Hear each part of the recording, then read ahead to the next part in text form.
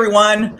Welcome to Plays in the House, Free Speech, Performing Artists, and the Power of the Spoken Word. My name is Dev Janke. I am your guest host today. I am also the artistic director of Live and in Color. Live and in Color is a not-for-profit theater company based both in New York and Connecticut that develops new plays and musicals that promotes and celebrates diversity. I'm super proud of the work we do. We've been around for 6 years, and we're going to show you a little video to give you a taste of who we are.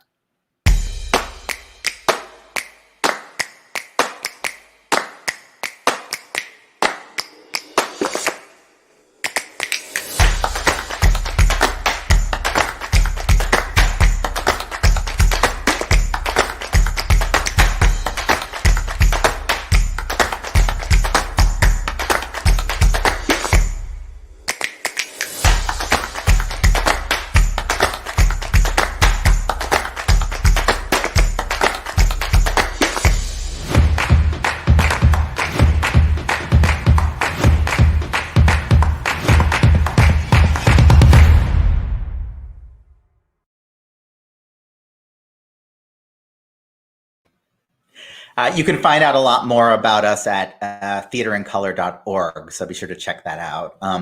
As some of you know, last week's Plays in the House offered free speech for the very first time. We featured actors from across the country offering monologues and songs and poetry that resonated with them during this time in our country's history. This week, we're excited to offer free speech, a writer's edition. This afternoon, we have playwrights and performing artists from around the country offering their own words and reflections. And we're all here raising funds for the NAACP Legal Defense and Education Fund. The address will be below, so please donate. They are an extraordinary organization. So without further ado, I'm going to start bringing on our guests. I feel so honored to be in their company. They have some wonderful pieces to present to you. And first up is the amazing Janelle Lawrence. As a writer, composer, and lyricist, Janelle has had their musicals Subliminal, 'Tis the Season, and Group Therapy at various theaters in New York City, such as Club Manning, Teatro Latea, and Joe's Pub. Their operetta Mixing Marks with Madness was presented at Dixon Place on the main stage. Janelle Lawrence is the artistic director of Broad Views on Broadway, a not-for-profit theater dedicated to providing equal opportunity and representation of new theater works. This is Janelle Lawrence with the monologue, Acting.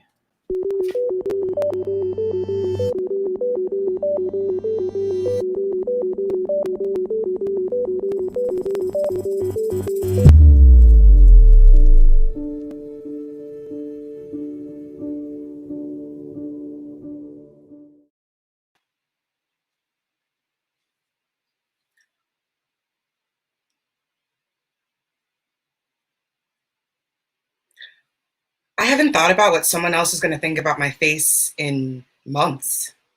I mean, Zoom readings were important, but joke's on you. I learned early that being the person furthest from your camera to show off that you put on pants this morning meant that you didn't really have to look at my face. Saved on makeup and hair products. Okay, focus. This is your first audition since SARS. Wow. Honestly, any of those would have been right. Do all viruses have multiple names? Corona, COVID, SARS.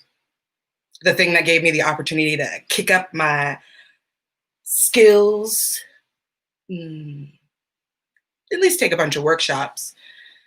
And a virtual eye exam where my optometrist told me that I was looking at too many screens. Irony. But I bought my first pair of designer glasses with my stimulus check, and I'm excited for the world to see my look IRL.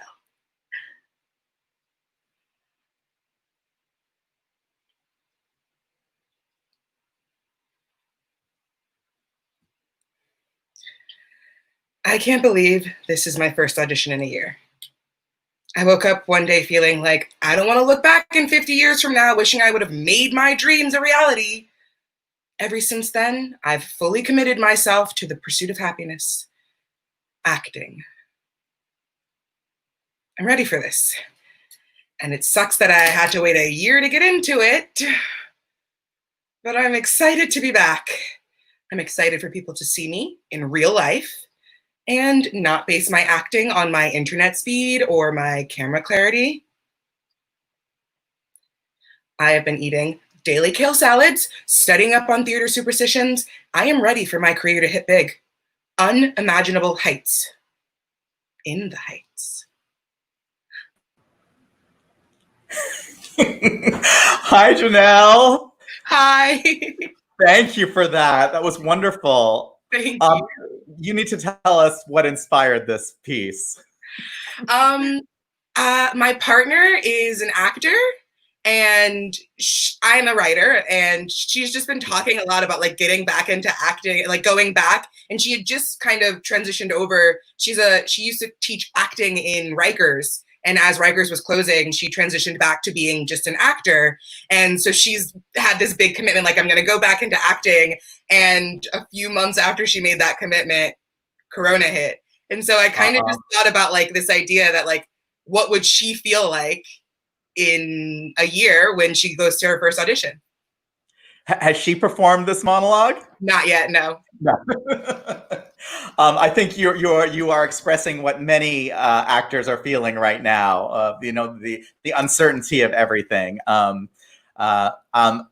It's such a pleasure having you. We're going to have you back later for more because we're going to be seeing your short video. So we'll talk more then. Okay. But thank you. Thank you. And that was so wonderful. Next up is an incredible actor, singer. He's been seen around the world, and he's also an extraordinary photographer and a very gifted writer. I've had the pleasure of working with him numerous times.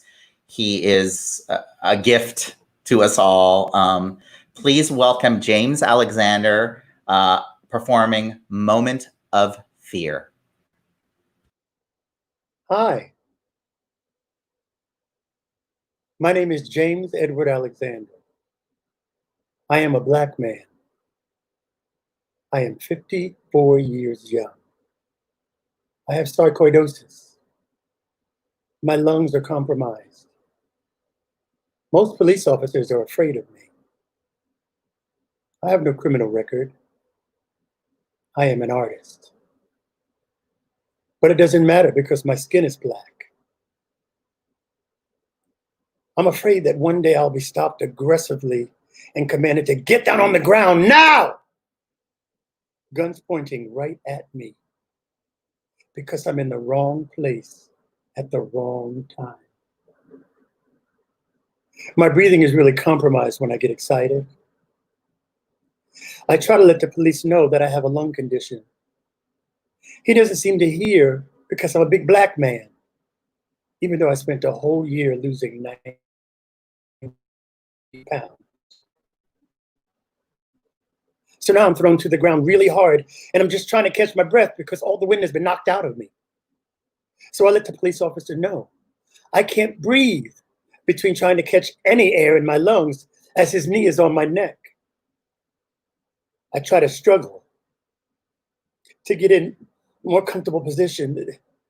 There isn't one when you're thrown on the ground and scared and no one is listening. I start to black out.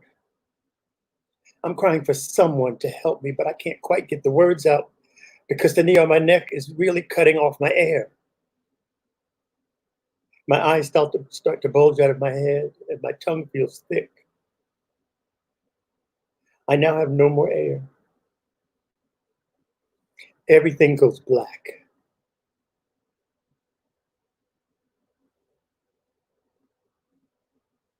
Hi. My name was James Edward Alexander.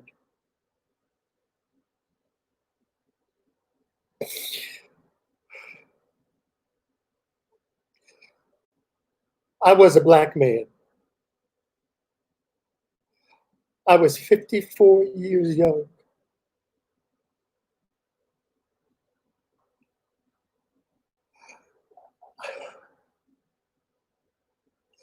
I had sarcoidosis. I had no criminal record. My lungs were compromised. Most police officers were scared of me. I was an artist. But that doesn't seem to matter anymore.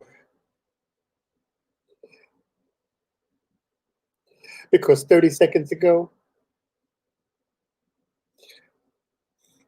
I was murdered. And you wonder why Black folks are always mad.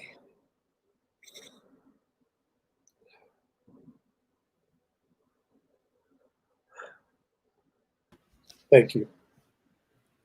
James, thank you so much. So beautiful. I know that was a huge risk for you to do, right? Yeah, I didn't want to cry or anything like that, but I'm 54 years old. I shouldn't be scared of nothing.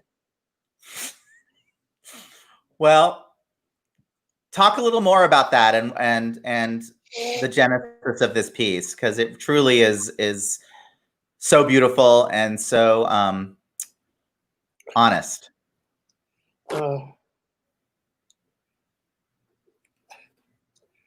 You know, when you see all this stuff happening on TV, and it's been happening for hundreds of years, and now it's just being videotaped. The cops have harassed me many times in my life. But we tend to not say anything. And when I saw what happened to George Floyd, I have sarcoidosis. In the back of my mind, it's always there that I could be walking down the street and they could mistake me for someone. Doesn't matter how I'm dressed. Doesn't matter if I'm articulate, because you can't really see the articulation because I haven't spoken yet. You just see my skin color. And then you jump on me. I've had cops talk to me so nastily. And I'm like, what? And I try to be nice, because you have to stay alive. You have to. And even if that cop is not going to do anything, that fear is instilled in Black men and Black people. And when I saw that, I just started writing, because all of a sudden I kept feeling like, oh my God, we're in quarantine right now because of, COVID-19, but I almost feel like, thank goodness, that could be me. And when I wrote it, I put my picture there to let my white friends know, because people of color know, and it's not to, I'm not doing it to be mean, but it's like, we were taught to make white people so they're not afraid, to always smile and show that, and walk around like this. So I wrote it, and then I posted it on Facebook, and it was nice that I got that out. But I'm gonna tell you, I haven't written in a long time. And there was a minute when I was saying, I'm not a writer. I'm not a writer. But that came out of raw emotion. And every time I don't read it often, but when I do, it just wells right back up in me. And that means that I'm in fear of my life. That's why I wrote it. And it was a moment of fear. It had lasted a while, but then once I got myself together and I called a few of my friends, I was able to breathe and come back, because we suppress and suppress and suppress. And I was able to, like, okay, that's just what that is. You just have to be careful. But that's what inspired me to write this. I don't know if I was rambling and it made any sense, but that was my inspiration.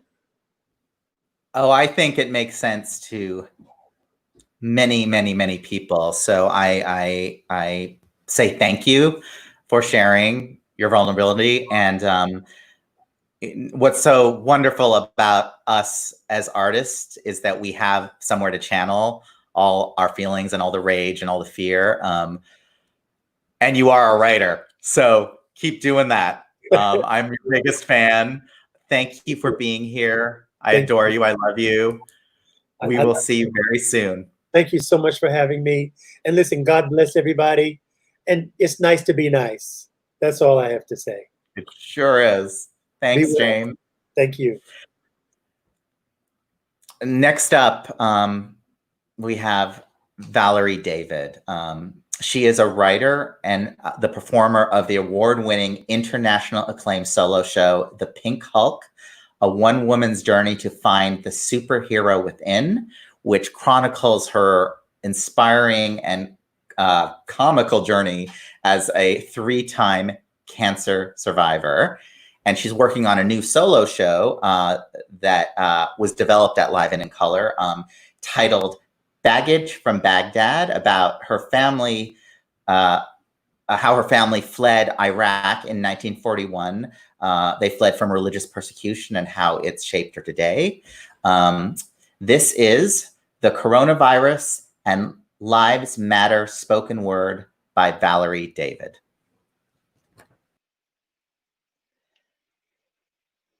During the plague, the bard wrote King Lear, but living with the virus, let me be clear. Good for you, Willie, I'm just living in fear. Do I have a fever or do I feel dizzy? Corona's got me crazy and living in a tizzy. What does that mean? Am I carrying the virus? Am I the wrecking ball with Miley Cyrus? I had breast cancer stage 4 metastatic, trying to keep the head noise out. I'm a germaphobe fanatic. Say what? Bodega's hand sanitizer, $12? Hell, rather get COVID. I am paying that, I holler. Forget about COVID. Will my breast cancer return? Have a Zoom funeral, stick me in an urn. I can't take facing death from 2 diseases. The anxiety is constant and never eases. I had lymphoma, but I beat that. But will my luck hold out? That's where I'm at. Can't believe this quarantine, nothing I'd expect to ever be seen. Not happy being in a high-risk group. Need more than grandma's magic chicken soup. Waiting for a vaccine or an antidote. Feel like I'm in a castle surrounded by a moat. Seeing death's climb, trying to flatten the curve. If you don't wear a mask, you got some nerve. You're putting us at risk. Don't be hanging around me. Why are you so blind to this? Making death for free. How about the weight gain, staying home, gym closing? I'm sedentary while torturing myself watching the remake of Pet Sematary. I'm afraid my poor eating will awaken the cancer beast as I up my nightly sugar intake, partaking in a sweets feast. At 2 a.m., I eat the leftover Easter Cadbury cream eggs and wonder why I got this belly and these tree trunk legs. Passover, I'm supposed to be pious, give up leavened bread, but ain't no time for matzah, scarfing baguettes instead. My neighborhood shut down, the west side upper. Pizza, Subways, takeout, Chinese, that's what's left for a supper. It's a ghost town like a scene in the old Wild West. Take heed, walking down Broadway soon, you'll be seeing tumbleweed. I don't have Netflix, Stars, or Hulu. Don't want to spend money or my savings I will blow through. Stores empty of toilet paper and paper towels. Feel as deprived as Gilligan Island's Thurston the Third Howl. What's all the fuss over Tiger King and that murderous row when the only real king is Martin Luther, who says, we may have all come on different ships, but we're in the same boat now. 7 p.m., we celebrate the brave workers, banging pots and clapping. But there's a rise in domestic violence and all of that slapping. I'm in bed by 3 a.m. when my day is through. My bugging eyes still open till the roosters cock-a-doodle-doo. COVID, you've taken so many, leave alone legends Betty White and Sidney Poitier. Please spare another singer, Harry Belafonte. Deo, daylight come and we want to go home. Not me, Harry, I want to go out and roam. I miss someone holding me at night, caressing my thinning hair, telling me everything's gonna be all right. Missing my mom and dad, that's really getting me down. No longer mind being grounded, having that party when they was out of town. Looking down a barrel of that Corona gun, yearning for that special someone to watch the setting sun. People are hurting, crying, waiting on bread lines like my grandparents did. We're back in 1929. So I plead with the US government, quit your bickering now. Find a solution to get us through it, get back to normal somehow. Receiving the stimulus check was a noble gesture. How nice, but that dried up quick. We need more sugar and spice. Now we have a movement to stop the abuse. Black Lives Matter, voices heard, no longer obtuse. So many killed like Taylor and Floyd, cause of cell video. Those guilty, justice you can't avoid. Every life has value, deserving of peaceful living. No more hurting, no more of this sinning. Let's come together in unity and hope. I'm tired of sitting around where all I do is mope. But I'm the pink Hulk from surviving cancer ×3. I'm a fighter, cancer smash. It continues to be. To conquer the coronavirus is our global endeavor. In this together, we will fight this forever. No more hospital morgues and funeral homes overflowing. No more death toll. Let's keep it from growing. Stop COVID-19 and all them murders. Lock up all those who are serial hurters. We'll win in the end. Don't think that's wrong. We're in the Big Apple, the epicenter. But the hell with that. We are New York strong. Yay, Valerie. Wow. Wow, wow, wow. Hello, my friend. Hi, thank you so much for having me here. I'm thrilled to have you. I mean, we've worked together several times, and you know I'm a huge fan of your work. And I'm always fascinated by your process of writing. I mean, first of all, something I picked up is it true you don't have Netflix or Hulu or any of those things? It's true. Wow. Actually, it's so true. Actually, my cell phone has Hulu on it, but I don't know how to access it. It's like a free thing. So I should say Hulu on my Sprint phone, but I don't know what's going on. You know? Well, so much of us have all that. So much of us have spent our time on Netflix and all those things. And obviously you have dedicated your time to creativity with coming up with this. You know, has this been a piece you've been working on for a while? Actually, it started. I'm part of the Visible Ink Memorial Sloan Kettering writing program, and I've been published in that. And the head of it, Judith Kelman, said, Valerie, there's an Open Doors NYC, which is a nonprofit about victims of gun violence, and they're poets and in wheelchairs, and they have this amazing art there, and they do all these wonderful things. And they had a submission to write something about the coronavirus, and so I wrote it in May. But then what happened with George Floyd happened afterwards. So I actually, for today, updated it because it was just solely the coronavirus. And then I updated it with Black Lives Matter and what's all the injustice going on. So now it's like a twofold poem where it was about the coronavirus and my feelings about it being a cancer survivor, where being a 3-time cancer survivor is not any different from sheltering in place that we had to do. So the transition wasn't as difficult as most people, because when you're under chemo and your white cell count drops, your immune system drops. So you have to kind of, not be around large crowds and people and stay at home and be sequestered, which is exactly what was happening with the coronavirus. So I actually wrote a story about that was published in Cure magazine, and thanking also Kristen Morale of Broadway World, who also published that story as well, of 3-time cancer survivors' inspirational perspective on the coronavirus. So Wow. I have not been watching TV. My mom is like, I'm turning classic movies. There's Gaslight. And I'm like, Mom, I'm not watching any TV. I do have TCM and IFC. So I do Well, have good. cable. I do have cable. Well, you know, this piece is, I mean, there's so much in it that just resonates. And what I love about it is that it really is about us as New Yorkers. I mean, we're both on the Upper West Side. I've had a very specific experience being here. And I hope there's a lot of people listening, because, you know, what the media is saying about New York is one thing, but what we're actually experiencing is another. And I really appreciate you saying how great we are as New Yorkers and that we will get through this. Yes, and you know what? And I want to say the world is going to get through this. Absolutely. And before, the poem was just about New Yorkers, but I want everyone to know it's about everyone now.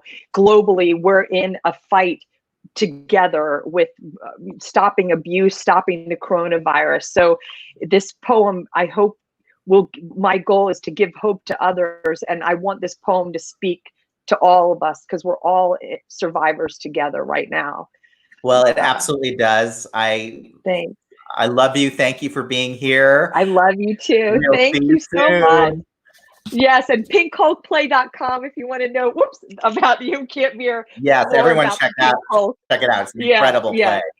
Thank you. And then the new one, thank you for developing it. Bye. Thanks, everyone. Bye. Next up, the amazing Nandita Shenoy.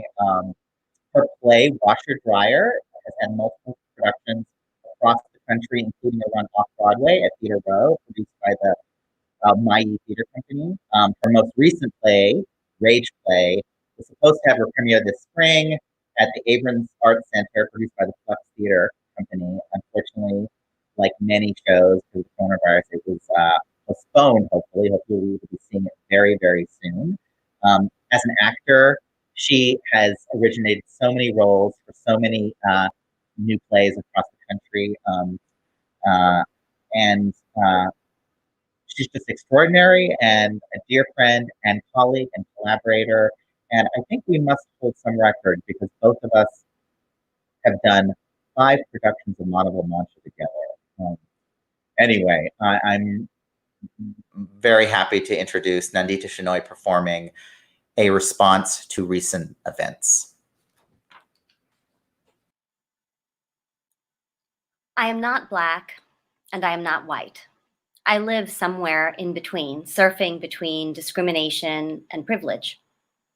The events of the last weeks have torn my heart in pieces, which was already soft and vulnerable from the pandemic and the resulting isolation. I have asked myself if this is the time for me to speak. The communities which have borne the brunt of police brutality are not mine, and yet I see and hear and feel them, if only through the lens of my own experiences. I want their voices and their stories to be uplifted at this time. But I am also reminded of the times that I did not speak. The time a lighting designer said that I was difficult to light because of my complexion. The time a fellow actor suggested that it was easier to be an actor of color than to be white. The time I was asked to act more like what the white creative team perceived my ethnicity should act like. The time an artistic director asked me why the characters in my play had to be Asian if they didn't talk about being Asian. The time I thought a glowing review of a colleague's play was racist. The time my body was judged as inappropriate to represent my own ethnicity. The time a theater asked me how to deal with the fact that they had not cast enough actors of my ethnicity to support their concept of setting a play in the land of my ancestors. The time none of my mandated skin parts matched my skin. The time I was told that casting a white understudy was neutral and would allow them to cover roles of all races. The time I was told not to concern myself with identity politics, that real change would come from people who did not see color. There are many more times when I did not speak because I felt powerless or intimidated, or was honestly so surprised by what I heard, I simply couldn't respond. I was often not alone in my silence, but surrounded by more experienced, more respected, and more powerful people, all just as quiet as I was. But I've been thinking about those silent times and wondering what those people said to others after what they said to me. If they thought that because I stayed silent, it was okay. If my silence has been part of a system of oppression that I have no interest in upholding. And though I may not have had the strength to say something in that moment or that day or even that year, I am finding the strength to say something now. It's not okay. It's not okay. It's not okay. Thank you.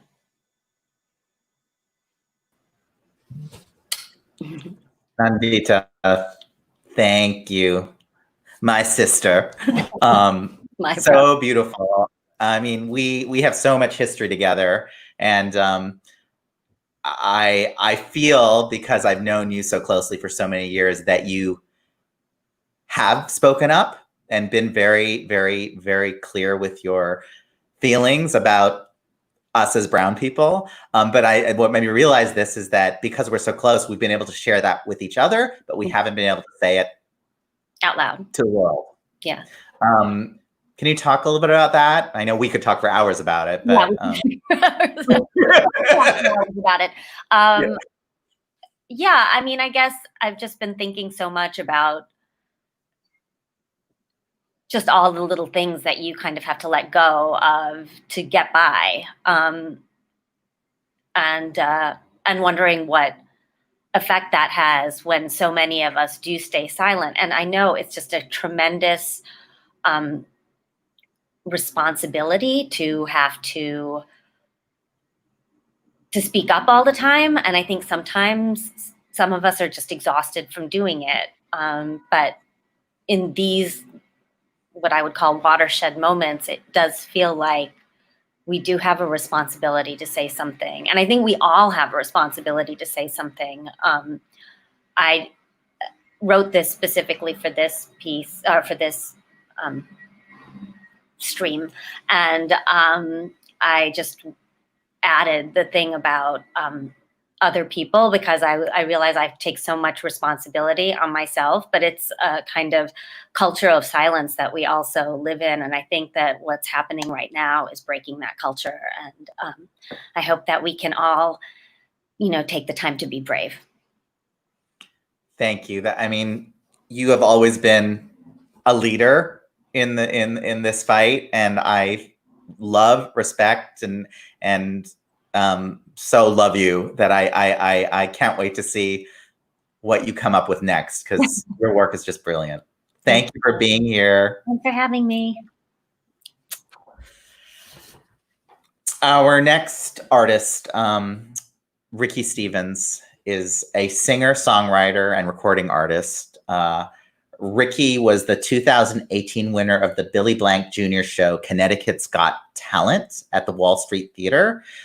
She's been on tour with the Mystic Bowie Talking Dreads and recorded with the Factory Underground Studio, and has her 2 singles, which are scheduled to come out for release this year. I've had the great pleasure of working with her, and she is an extraordinary artist. Singing one of her original songs, here is Riki Stevens with Black Boy.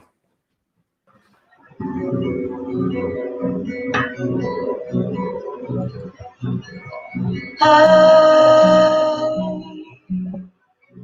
got a terrible feeling.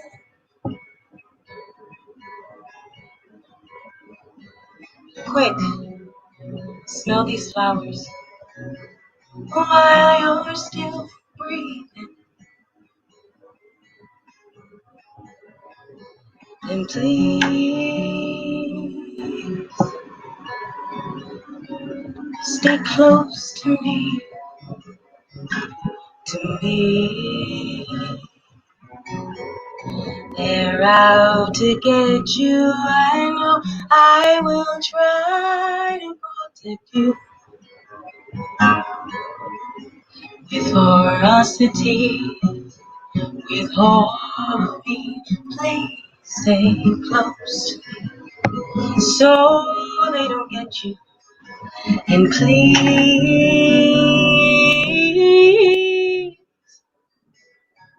don't walk out the door. Black boy, black boy, black boy, black boy, black boy, black boy.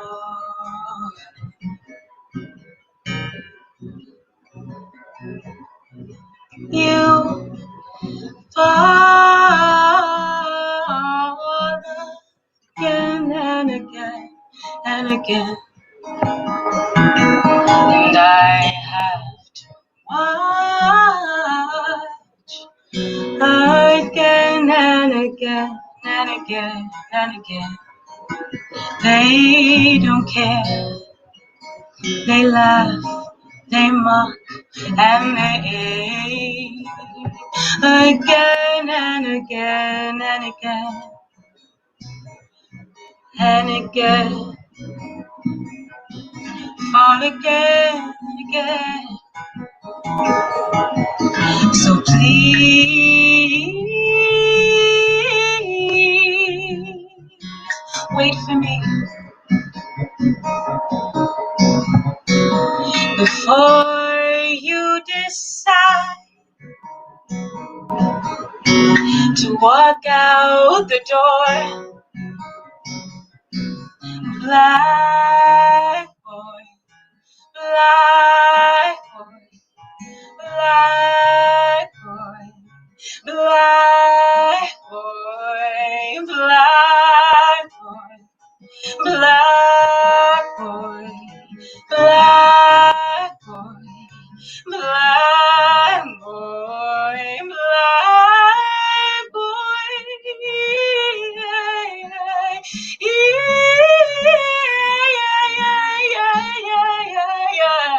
Oh,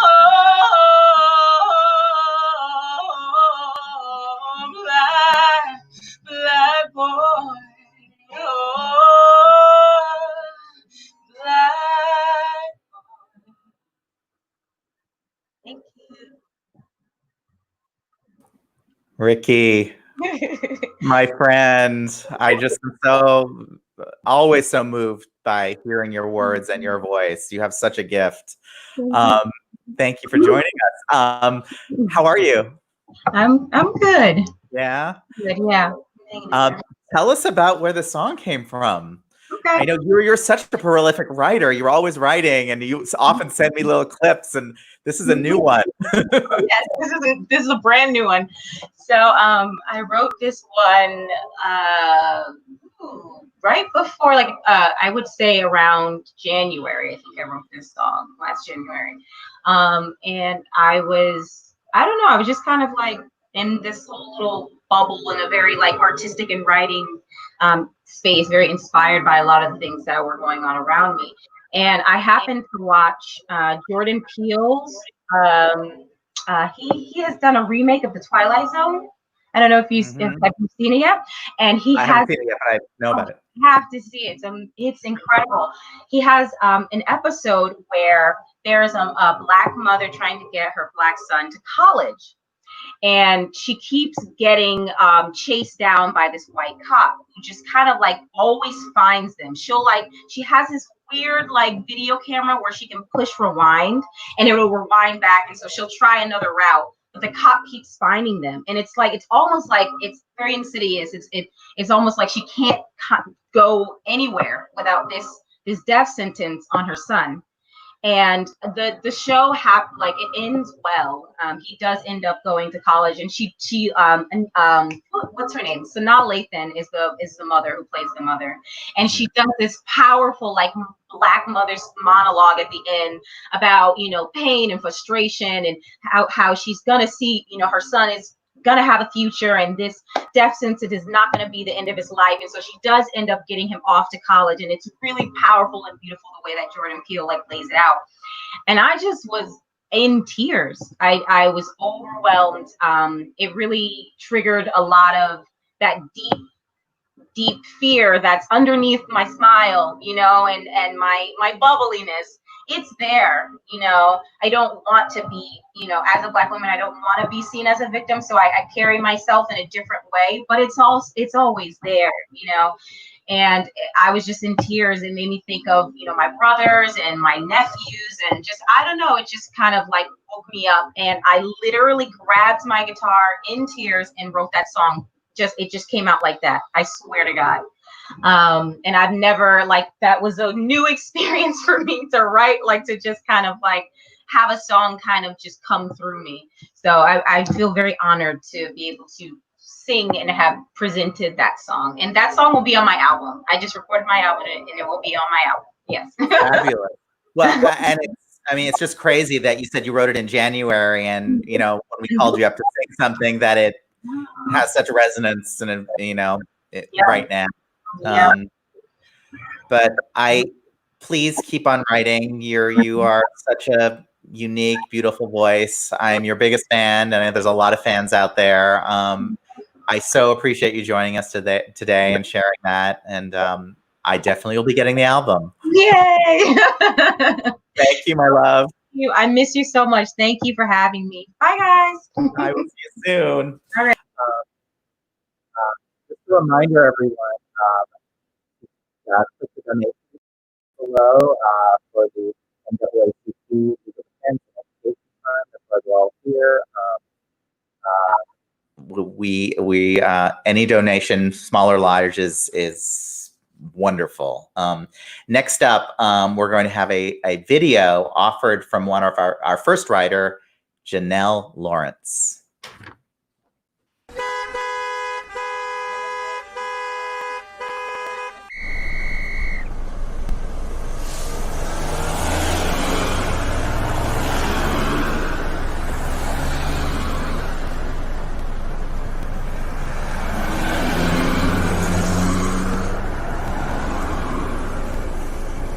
She's nice, right? We just keep building cages. Iron is just shiny, bright, white metal, soft and malleable. 90% the blood of the people that died beforehand. We built cages before we knew properties, before we knew the effects of no sunlight, the effects of bars too close, too far. We built cages before we knew who was going in them. We were going in them.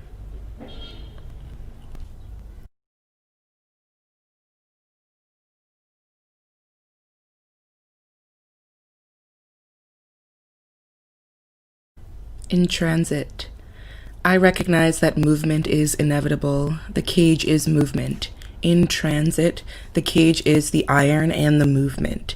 The removal of humanity at the hands of the shiny, the bright idea, and the blind spot.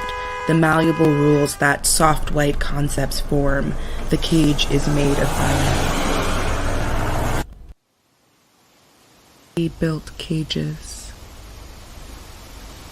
We built cages. Before we learned to build houses, build families, build humanity, we built cages for shiny, bright white metal that is soft and malleable.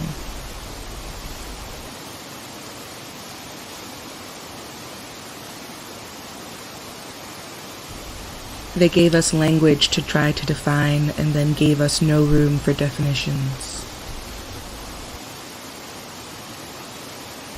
My duality is not two-faced. My duality is not two-faced. My duality is complex.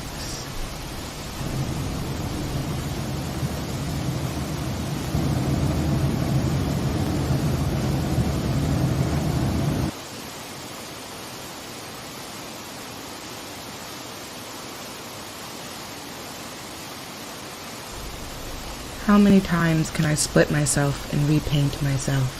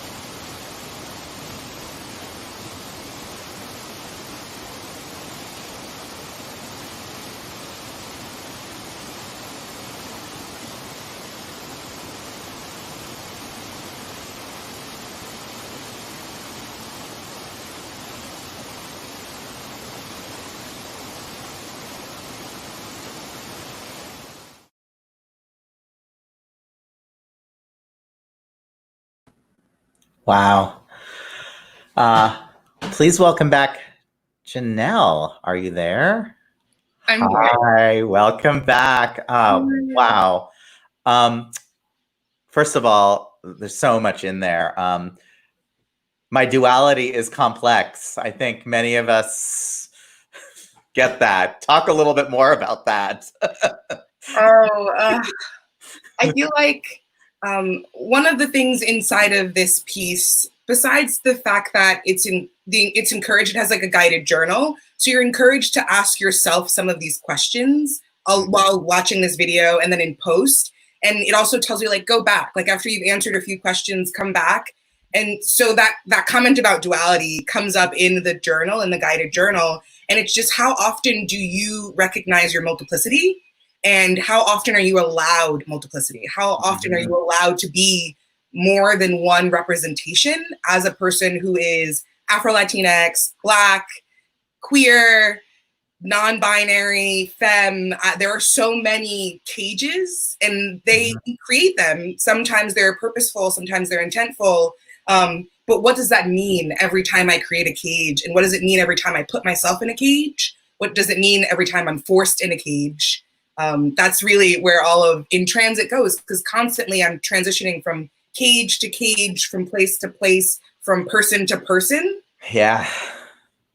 Sorry, that's a long No. I love you. Keep going.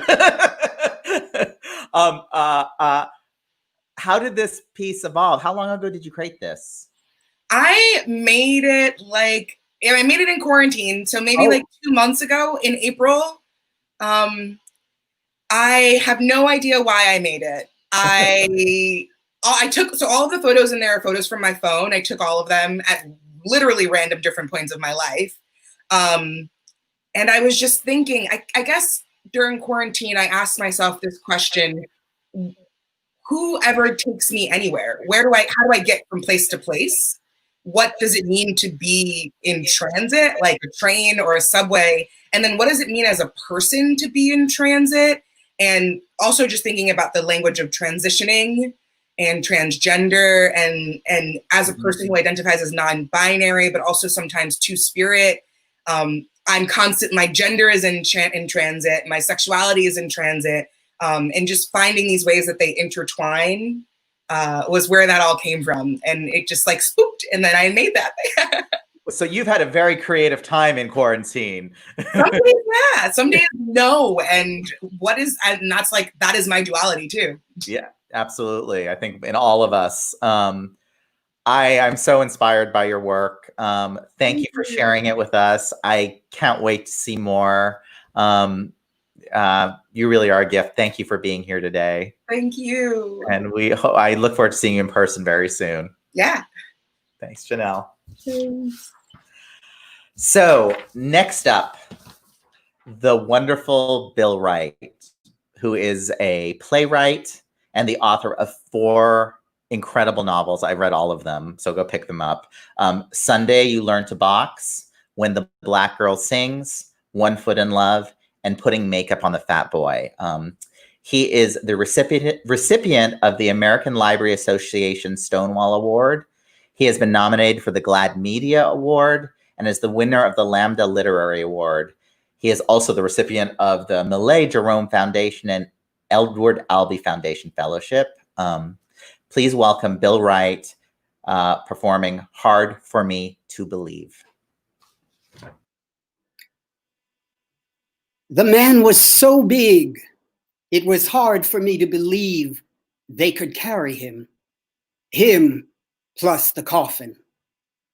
Jimmy is about big as my wrist, and Eartha even tinier. Of course, they put Malcolm on one side and Alvin on the other, with his arms spread out like mahogany wings, so that made it lighter. Toni wore a dress made for her from the pages of the bluest eye, and Diane was on the arm of Maya, who was on the arm of Bayard, who was wearing this coat of white lilies that spelled out down the front of it, "We've been here before." The man was so big It was hard for me to believe they could carry him. But when the glass coffin passed by me for the world to see, Jimmy leaned over and said to me, "We got thousands carrying this thing, baby. You just can't see all of them." And they put the coffin on the water, and Aretha and the Abyssinia Baptist Church choir sang, "Mary, don't you weep."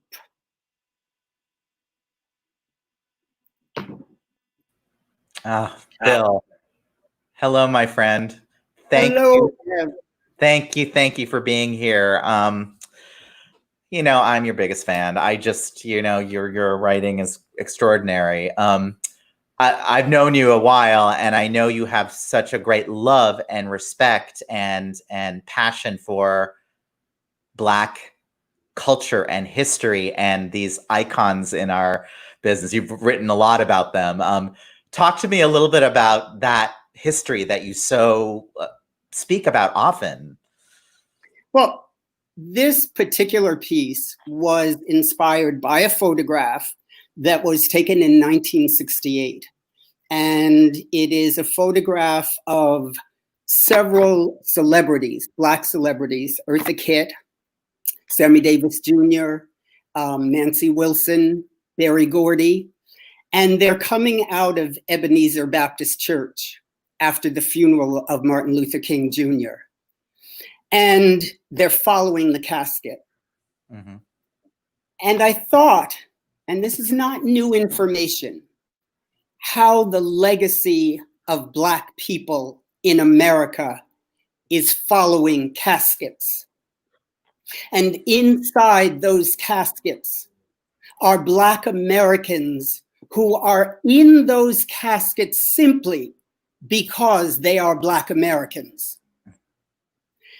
And as I said, it's not new news any more than the other image that inspired this, which is the image that's burned into all of our brains of the police officer with his knee choking the life out of George Floyd.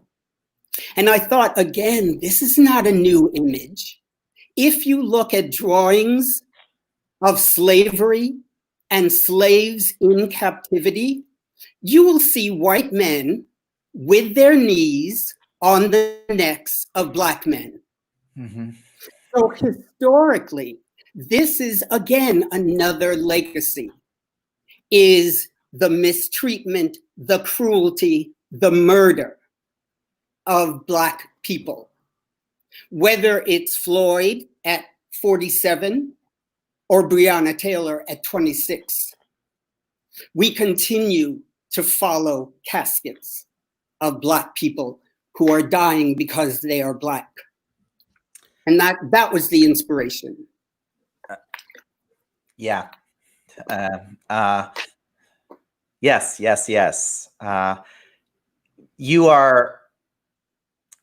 You definitely are a leader. You've always been in your work very outspoken and very passionate about truth, about many things. And you often write in your work about young people. Can you just talk a little bit about why that, and a lot of your work is for younger people, and why that is important to you? A couple things. One, you talked about my work always being about that. And I think that what's important now, Dev, is that everybody's work is about that. And I speak very specifically to Black people, that you should hone whatever tools you have constructively to win the fight against the killing of Black people. When we talk about young people, we talk about that's where that energy begins. It begins in the home. It begins with parents, with teachers, speaking to young people, loving young people, young Black people, and letting them know that no one has a right to take your life. No one, for any reason. No one has that right. And I think that's where it begins. And I think that's why I'm so attracted to writing for young people, is to be another voice that is saying, you don't have to die because you're a young Black person. Mm-hmm. You don't have to die. No one has that right. You know, I was watching a film with the scholar Cornel West, and he was saying that hope in this world is treated as a very kind of passive thing when it should be aggressive, that you should be an agent of hope, that you should be a warrior of hope. And that's our charge at this point, I believe, is not just to wish someone hope, but to be a warrior of hope and push it forward. That's how I feel, and I was so happy to hear him say that. It's not about passively wanting and wishing and hoping. It's about actively hoping and spreading it throughout the community and saying, we will survive this. We have to. We must. We've been through too much. Bill, you have always, in my eyes, been a warrior of hope, and you inspire so many people. You've inspired me. I learned so much from you. Thank you for joining us today. Everyone pick up his books. They are really extraordinary. Thank you. Thank you, Deb.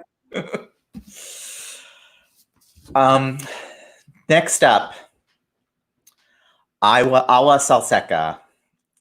Awa is a DC-based actor, writer, and educator. Recently, she was seen in Gunpowder and Blackbeard at the Signature Theater, Schoolgirls or African Mean Girl play, and Caroline or Change at the Roundhouse Theater. Cinderella and You're a Good Man, Charlie Brown at the Imagination Theater, and The Wiz and Into the Woods, for which she was nominated for Best Actress in a Musical for portraying the baker's wife at the Ford's Theater, directed by our own Peter Flynn. Awa is offering a piece she wrote that resonated so much with last week's viewers. We've asked her to reprise it today. So please welcome Awa Salseka.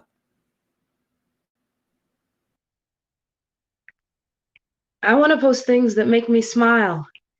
Even though my smile's gleam is fleeting, I want to post dances and selfies and songs, but I just can't shake the feeling that it's disrespectful to find joy while my people senselessly die. I'm sorry to switch up the rhythm of the poem so unnaturally, but I just can't shake the fact that no matter how hard I cry or as hard as I feel like I'm trying, those lives lost will not return. I mean, there's no such thing as undying, right? So then as a people, we're left with the question, what to do once you're out of size and empty of tears, and that answer comes quick, because then you get angry, and all of a sudden you're empty of fear, and that's a deadly disposition. To be fearless and Black in America. To be joyful and Black in America, to be jogging and Black in America, to birdwatch and be Black in America, to be young and Black in America, pregnant and Black in America, poor or affluent and Black in America, queer and Black in America, dark and Black in America, light and Black in America, asleep and Black in America, woke and Black in America, Black in America, Black in America. And just as that so repetitiously leaves my tongue, I am reminded that the spirit of that phrase has always seemed to be such a charged one, so much so that it's no longer melodious, not nearly as sweet as its song should be. Instead, it's a battle cry for anyone who feels their power is under siege. And what a privilege it must be to be free of that penetrating cacophony. Must be very nice to be in the periphery of this country's 300-year-old disease. And the craziest part to me is that it took so long for us to be seen, to be believed. I mean, really, truly, for so long we were silenced by society, by a lack of coverage in the media, and it led to a heart-wrenching, stomach-churning belief that racism was extinguished and that we were truly free. All the while, mind you, we've been throwing proof in your face for centuries, and y'all was swatting it away with annoyance as if we was buzzing bees, but thank God for technology, because now everyone can see. And honestly, I don't know how much longer I could have taken to hear, well, at least it's not like it used to be. It's not like it used to be. On March 26, 2020, a Black man's body was found hanging from a tree at 7 a.m. in the 7200 block of 7th Street, Northwest DC. A Black body swinging from a tree in our nation's capital, and we still don't know why, but it's not like it used to be. In Central Park, Amy Cooper falsely accused Christian Cooper of threatening her life, knowing how that would serve her, and that his life could have been threatened because of it. Emmett Till. But it's not like it used to be. One more. The majority of people in our prisons are Black.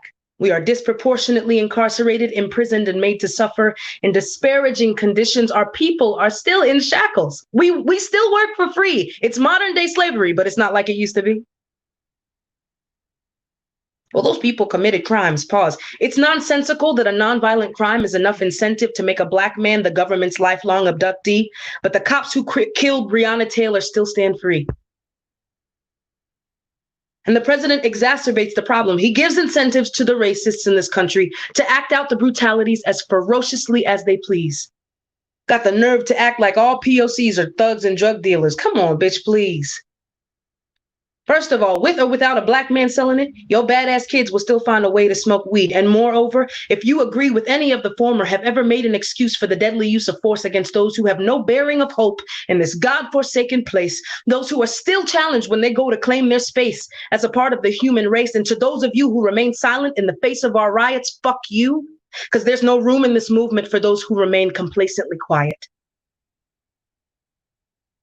I mean, you have to understand, man. If you cannot stand to make a change, then you don't stand for us. You do not stand with us. So fuck the facade and fall back then. If you cannot be moved to make moves when people in need are asking you to, remove yourself from anything Black then. You can't have our culture and not have our backs. And if you can't have our culture, you can't be American. Y'all be forgetting we built this shit. And even still, y'all can't commit to human decency. So please don't be surprised now that things are going awry. We've done everything we could to peacefully make people listen, but our screams have again and again fallen on deaf ears and numb tongues. No one wanted violence. No one wanted to see their communities come undone, but also no one knows what to do anymore. So if you're wondering, yes, that's why people in Minneapolis were burning down buildings and looting stores. They were tired. We are tired. And even though we know we should maintain a higher standard of moral fiber and we should keep calm and carry on and be strong and blah, blah, the fuck blah, we are wondering when the time will come when we can just be vulnerable with everyone. With everyone. When we can stand aside from the armor we've had to maintain for much too long and breathe deep again. When we can put away our stoicism and fucking scream and feel and release ourselves from those feelings without someone screaming bloody murder. What we want is to be free. Truly free to be without someone feeling aggressed. And listen, yes, all of this is followed by feelings of distress and helplessness. But as a person with power, you've been blessed with the ability to make people move, so do it. If you feel like you don't know what to do, I hope that you'll see to it that you talk amongst yourselves, make a list and get to it, but do not come to me. Do not press or stress Black people for a release of tension. Do not run to Black people to mention the pain you feel for their people. We should be your people because we are people. If someone of color should express some pain to you over what remains of our country, instead just make them aware that you're there. And should they come to you with the need to scream, let them express that pain to you as they so please. Don't take it personally and do not digress. Do not pull away from the stress. For just that moment, I ask you if you can manage, and you can because we've always had to. For just that one moment, help them hold it. It's the least you could do. I mean, it may feel impossible in that moment, but I know that they've held that weight in the palms of their strong hands and have been asked to stand still as they bear it and to make sure to wear a smile big enough for those in control to feel comfortable with the pain they forced us to sustain. And it truly is the stillness that's the most torturous. It's like being trapped in the body of a child while your bones are still growing, and no matter how much you scream or moan, the pain just won't go away. You feel stuck. You're unbelievably paralyzed by your strain, and then your body comes to know the hurt so well it becomes ingrained. I'm done recounting our pain. So with that said, I need you to know that the hashtags are not enough. And if you've done nothing more than that, then I'm calling your bluff. Either speak up or sit down. And don't puff up when we come around with questions. Because if we ask why you do the things you do or don't do, it's because we need to know where your allegiance truly lies. Is it with America or with those within her just trying to stay alive? Answer truthfully because it's the only way we move forward. And answer thoroughly because it's the only way you move forward. Don't shortchange some of what's been ingrained in you so that you can seem as if you're more on the side of change. No. Your acknowledgement is your betterment. Hear me. Your acknowledgement is your betterment. Now say it with me. Your acknowledgement is your betterment. Your acknowledgement is your betterment. Take time with yourself to look inward and see that that's where your knowledge is better spent. See yourself in any mistakes you have made, witness them in their entirety, and if need be, make a change. But know that the fires that burn in the heart of this country are far from extinguished until change is underway. But I promise you, everything will be right with tomorrow if you help us to shine light on today. Thank you. Wow. Thank you. Welcome back. Thank you. Thank you for having me back. I'm sort of lost the word. Oh man, no. How was it visiting them? Oh my gosh. It's kind of it was crazy. I wrote this poem the day that George Floyd, that I heard about his murder. And I was telling Peter, I was like, I am so grateful even the first time to have had a platform to say it out loud, because it almost felt like I released it from me, right? There was a lot of pain attached in the creation of it. But also a lot to say. I just had a lot that I needed to say. Because with George Floyd's murder came kind of this like insurgence in the country, this forward moving, like blow it blew the top off the country. Like everybody is aware and everybody's thinking more deeply and more thoroughly about this festering wound, this infection that is racism that has been here since the country's being. And people have thought that it's dwindled away because on the surface it looked like the wound was getting better, but it was still festering underneath. It felt good to release it from me the first time I performed it. But I have to say, even though I haven't performed it since that last week, coming back to it and releasing it again feels less like I am letting go of something bad or icky, and more like I am continuing a narrative of acknowledgement from myself to other people that want to know. I was thinking of titles for the poem, and I came up with For Those Who Need to Know, because a lot of people do want to know how people of color feel about what's going on right now. And we either don't always have the words to say exactly how we feel, or it's just so overwhelming that we don't want to have to talk about it with every non-person of color that we know, but it's good to facilitate the conversation when we are ready. So that's what this feels like. It feels good to come back to. I'm glad. I mean, your authenticity. I'm so glad you've spoken, because when we talk authentically from ourselves, it actually becomes universal, and you speak for all of us in some way. I have a question. So there were no edits since last time? It was exactly. The only edits that I have made this time was in the last poem. I said, acknowledgement is betterment. Acknowledgement is betterment. I said that 4 times, but I just made the edit. Your acknowledgement is your betterment. So the word your, I just added a little, I just thought that the word your added more responsibility and more, I don't know what the word is that I'm looking for, but responsibility, for lack of a better word, to the person hearing it, right? Like when we choose to be.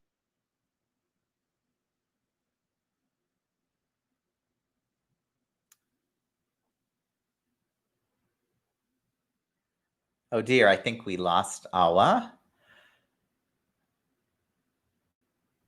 Well, that was just a spectacular performance. Awa, thank you for being with us again. Hey, right awesome. Okay, yeah, sorry about that. Finish what you're saying. No, I was just saying,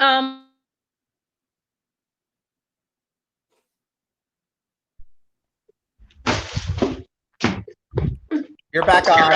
Hey, I just decided I would come to a different place. Forgive me. So I'm just going to stand here.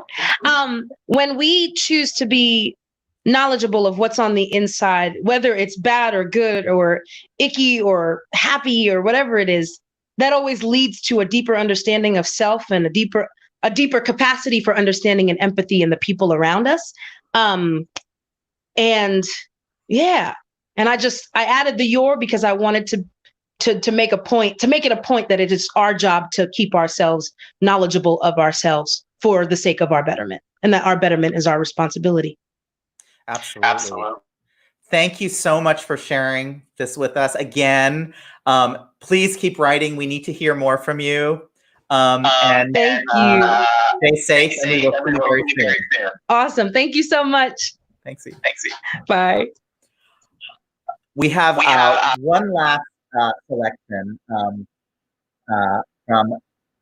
composer lyricist Masi Asari. She's a composer lyricist, playwright, assistant professor at Northwestern.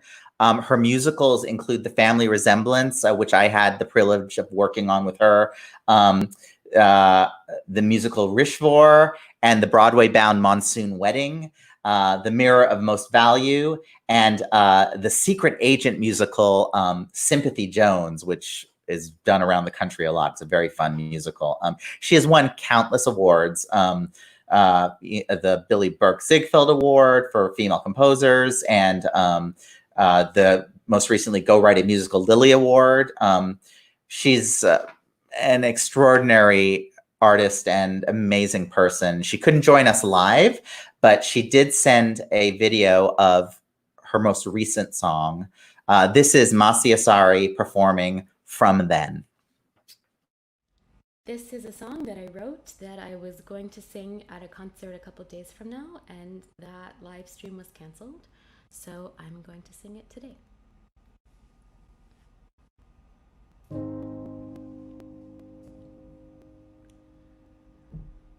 If you're one of the lucky ones, if you're one of the ones who can breathe, if you are one of the living, if you are one of the ones who stayed safe, if you are one whose story goes from before this to after, what is the tale that you'll have to tell time and again, looking back from then to now, from then? What did you do with your anger? What did you do with the fear you felt? How did you safeguard your loved ones? Care for the ones that the world forgot? What did you tear away or break through to make way for what's new? What is your part in the tale they'll tell time and again, looking back from then to now, from then? Someone is bound to ask you, hey, back in those days, the days of the virus calling for justice, what did you do? What will you say? What will I do? What will I do with my anger? What will I do with the fear I feel? How will I safeguard my loved ones? Care for the ones that the world forgets? What will I tear away or break through to make way for what's new? What is my part in the tale they'll tell time and again, looking back from then to now, from then to now, from then to now, from then?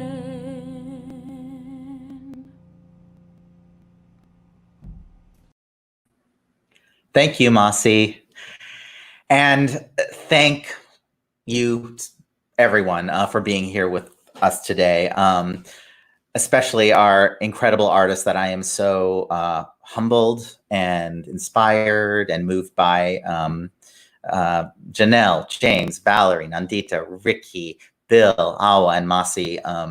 I am in awe of their talents and their love and their passion for making a difference in the world. And they all do make our community better and our world better. So I thank you from the bottom of my heart for that. And please, thank you for joining us today. Make sure to donate if you can at the link below to NAACP, Legal Defense and Education Fund. They are always in need of support. So please, please contribute. Please stay safe, take care of yourselves and each other, and we will see you again on Plays in the House. Bye.